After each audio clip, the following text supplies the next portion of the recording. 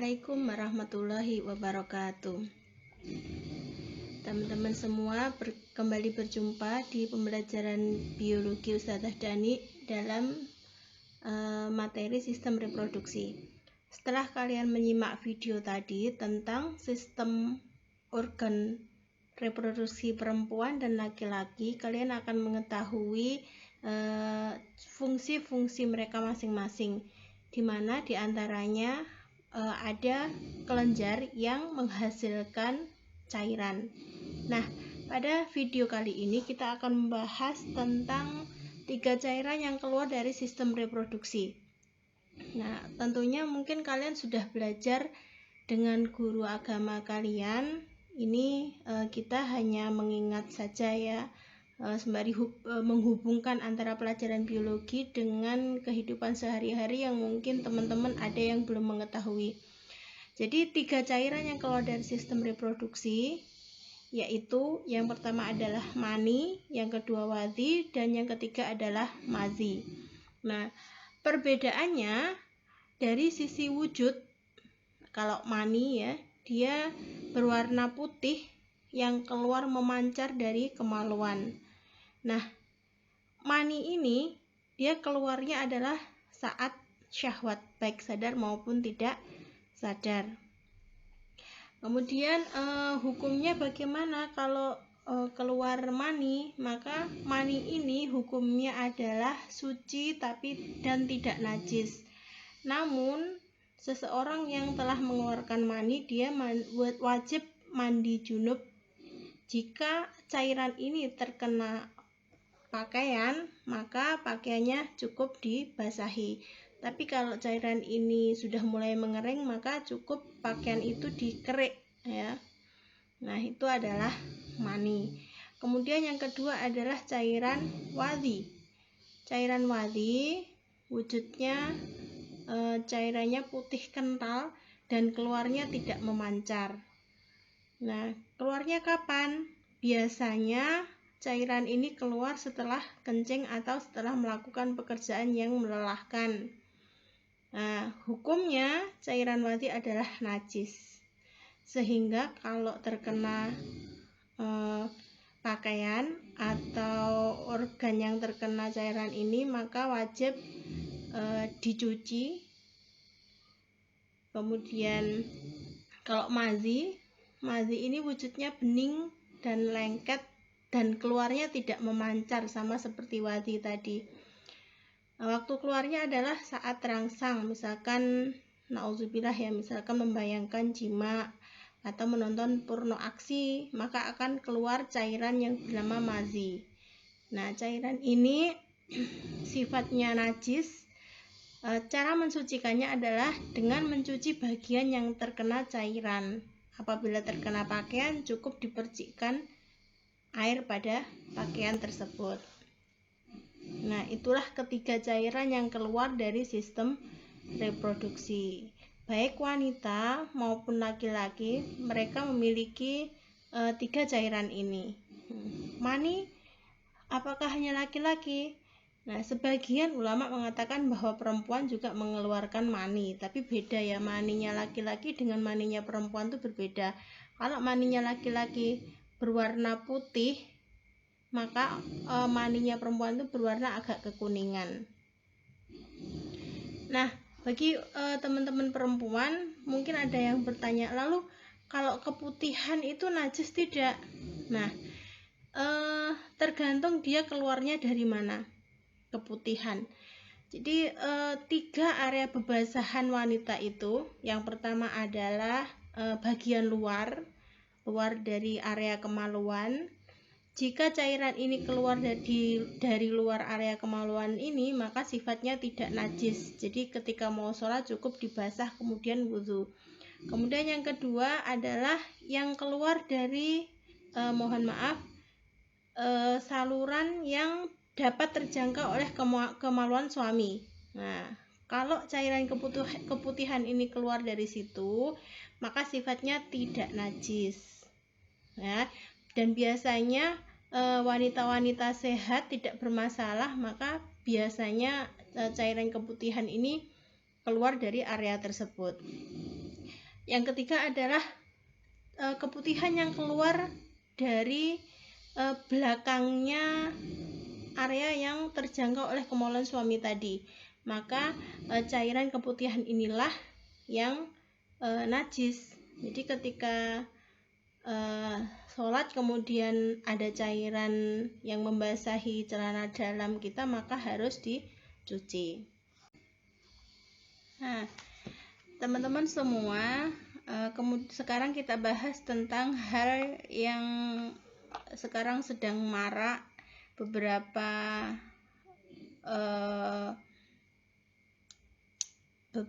pakar pendidikan atau orang-orang yang memiliki mazhab pendidikan liberal menghalalkan hal ini, yaitu bahaya al-istimna atau onani. Kalau perempuan namanya masturbasi. Mungkin kita akan tabu belajar tentang ini, tapi bagaimanapun fenomena ini rupanya banyak terjadi di kalangan remaja ya. Maka dari itu pada materi ini kita akan belajar tentang hal tersebut. Nah, al-istimna atau onani adalah menggunakan benda-benda untuk menyalurkan syahwat ya. Kalau pada laki-laki namanya onani, kalau pada perempuan namanya masturbasi.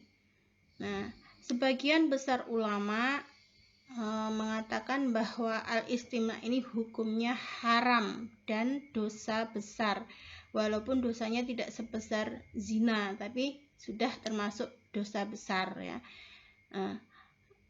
Allah melarang hal tersebut pasti ada sesuatu yang negatif di balik hal tersebut. Memang benar ya, dari sisi kejiwaan maupun sisi kesehatan, al-istimna menimbulkan efek negatif. Nah, apa itu? Dari sisi kejiwaan, hilangnya sifat istiqomah dalam menjalankan ajaran Islam, karena bagaimanapun dalam hati kecilnya ia menyadari bahwa perbuatan tersebut adalah perbuatan yang tidak terpuji, tapi selalu dilaksanakan. Nah, kemudian yang kedua, sikap yang senantiasa meremehkan agama. Nah, dalam Al-Quran kita diwajibkan untuk menjaga kemaluan. Nah, ketika seseorang dengan perasaan yang sudah tahu bahwa ini hal yang tidak terpuji, kemudian dia tetap melaksanakan, artinya dia tidak berusaha mensucikan diri dan melakukan perbuatan yang menyimpang tersebut. Yang ketiga, perbuatannya selalu bertentangan dengan hati kecilnya. Saya yakin para pelaku istimna, mereka dalam hatinya menyadari betul-betul bahwa hal tersebut adalah hal yang salah. Maka jiwanya selalu gelisah. Ketika melakukan hal tersebut, dia tidak tenang. Kemudian perbuatan onani yang dilakukan secara berlebihan akan menyebabkan urat syaraf tidak stabil lagi, kepercayaan dirinya menjadi hilang. Makanya para pelaku istimna biasanya orangnya selalu tidak fokus ya. Kemudian hidup menyendiri, karena dalam hati kecilnya dia merasa malu karena setelah melakukan istimna itu tadi.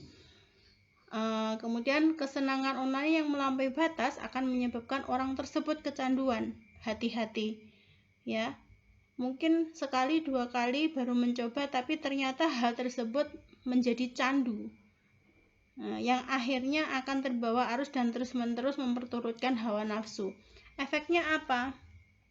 Para pelaku istimna biasanya dia tidak akan merasakan kenikmatan ketika nanti menikah kemudian bersama suami atau istri mereka. Mengapa? Karena dia sering melakukan hal tersebut sebelum hal itu diperbolehkan oleh agama. Nah, dari sisi kesehatan al-istimna ini bahayanya adalah melemahkan alat kelamin dan sedikit demi sedikit akan menjadi lemas sehingga tidak akan dapat melakukan hubungan seksual dengan sempurna. Itu ya. Yang kedua, melemahkan urat-urat tubuh. biasanya para pelaku ini sering gemeteran ya, tremor. Kemudian meninggalkan rasa sakit pada sendi tulang, tempat sumber air mani keluar. Ya. Jadi air mani kan keluar dari vesikula seminalis tadi ya. Di vesikula seminalis itu berada di sekitaran punggung. Akibatnya punggungnya akan menjadi bungkuk walaupun masih berusia muda. Menyebabkan anggota badan sering gemeteran atau tremor di bagian kaki dan sekitarnya. Menyebabkan kelenjar otak menjadi lemah sehingga daya pikirnya berkurang dan menurunkan daya tahan menurun dan daya pikir juga melemah. Nah, ini yang paling membahayakan bagi para pelaku istimna. Jadi biasanya dia tidak fokus ya, dan lama-kelamaan daya ingatnya, ketajaman berpikirnya mulai menurun. Itu hati-hati. Yang terakhir adalah penglihatan semakin berkurang karena sudah tidak normal lagi. Nah, itu ya teman-teman, dan masih banyak lagi efek negatif dari al-istimna ini. Maka dari itu senantiasalah berhati-hati. Setelah ini kita akan belajar bagaimana kita bisa menghindari al-istimna ini. Teman-teman semua, lalu ketika seorang remaja sudah terlanjur terjebak pada aktivitas al-istimna, kira-kira bagaimana cara untuk meninggalkan al-istimna tersebut? Mengingat banyak sekali efek negatif yang ditimbulkan oleh al-istimna tersebut. Nah, yang pertama adalah kita harus merasa bersalah ya, bahwa aktivitas yang dilakukan selama ini, al-istimna ini adalah sebuah dosa besar yang nanti akan diazab oleh Allah Subhanahu wa taala. Maka rasa bersalah yang harus kita miliki, kemudian segeralah bertaubat. Yang kedua, rahasiakanlah. Jangan justru mengumbar. Nah, biasanya orang-orang barat gitu ya, mereka bukan hal yang tabu lagi membicarakan hal-hal yang menyimpang ya, bahkan LGBT, kemudian homoseksual, mereka membicarakannya dengan sangat vulgar, dan ini menjadi sebuah kebanggaan justru bagi mereka. Nah, semoga ini tidak sampai ke Indonesia bagi para remaja. Jadi rahasiakanlah, jangan justru diumbar sehingga kalian memiliki komunitas. Nah, ini yang semakin akan memupuk sifat tercela tersebut. Nah, kecuali kalian ingin membicarakan dengan orang dalam rangka kalian mencari solusi. Nah, itu boleh ya. Yang ketiga, buatlah timeline. Nah, timeline di sini maksudnya adalah katakanlah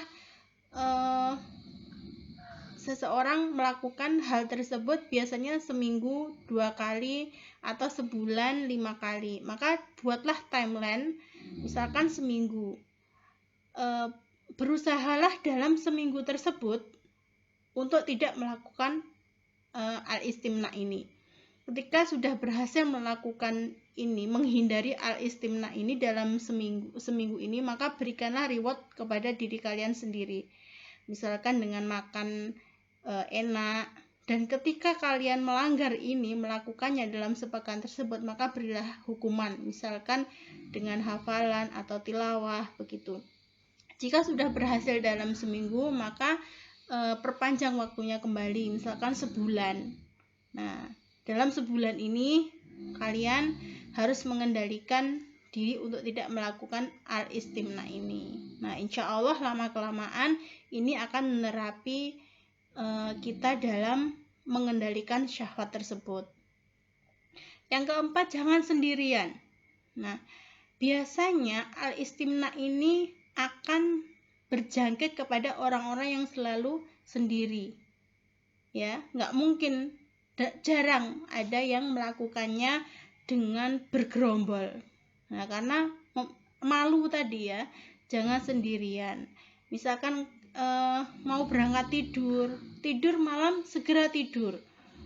jangan pegang HP kemudian browsing-browsing, awalnya browsing sistem reproduksi, ternyata tiba-tiba berseliweran hal-hal yang tidak seronok, kemudian diklik lama-lama semakin jauh dan akhirnya terjerumus pada al-istimna. Nah, kalau mau tidur segera tidur dan hindari HP atau laptop. Yang selanjutnya adalah pasang aplikasi pengaman di HP maupun di laptop, yang dimana aplikasi tersebut bisa mendeteksi web-web yang dilarang. Biasanya kalau muncul web yang dilarang tersebut, maka dia langsung tidak bisa diakses gitu ya.